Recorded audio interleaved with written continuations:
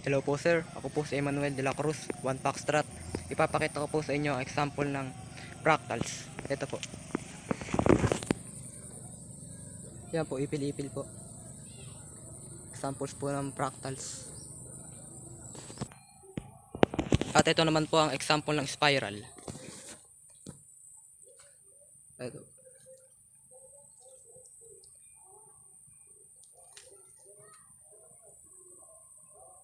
Ito pong may paikot-ikot. Isa po ulit example ng fractals. Ito po, saresa po.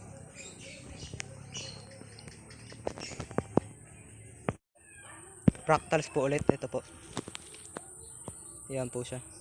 Papaya po. Examples po ulit ng spiral. Yan po, shell po ng suso. Examples po ulit ng fractals. Yan po. Puno po ng pinya. Hello po sir. Example naman po ng symmetry. Yan po. Ito naman po ay example ng dendritic. Yan po. Ugat po. Example po ulit ng symmetry. Ito po. Example po ulit ng dendritic.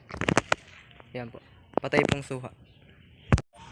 Example po ulit ng symmetry. Gumamela po. Ayan po. Hello po sir. Ito po ay isa pa pong example ng spiral.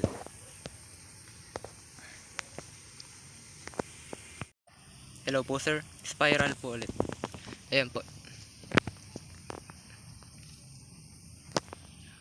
Hello po sir. Ito po ay example ng tessellation or chaos. Ayan po. Pakpak po ng dragonfly. Hello po sir. Ito po ay example ng stripes.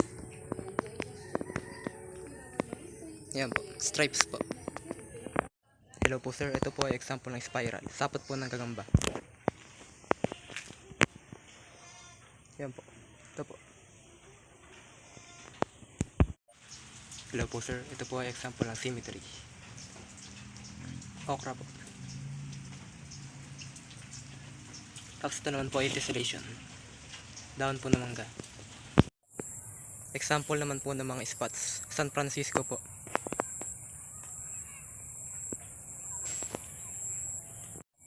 Example po ng spots. Ayan po. May spots po. Daon po ng San Francisco.